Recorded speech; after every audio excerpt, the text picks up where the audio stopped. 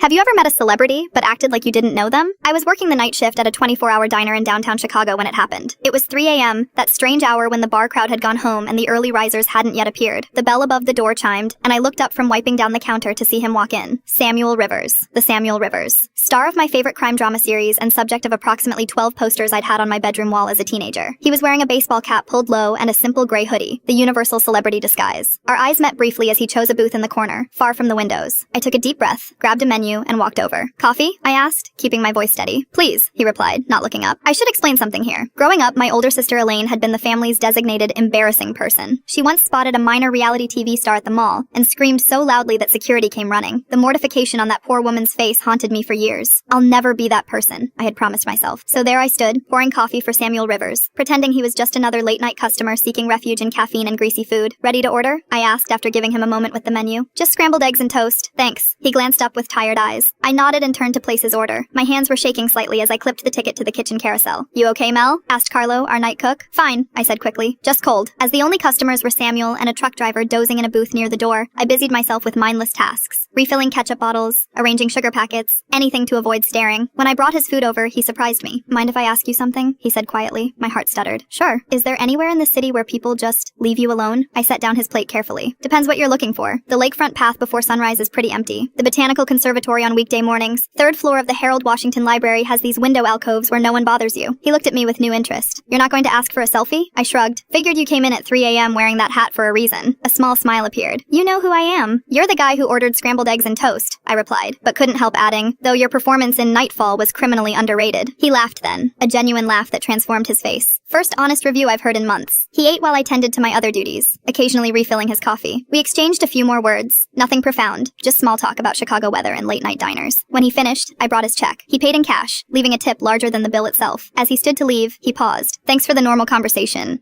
Melanie, I supplied. Thanks, Melanie. He pulled a napkin toward him and scribbled something. If you ever want to visit the set, call this number. My assistant will arrange it. After he left, I stared at the napkin for a long time. I never called that number.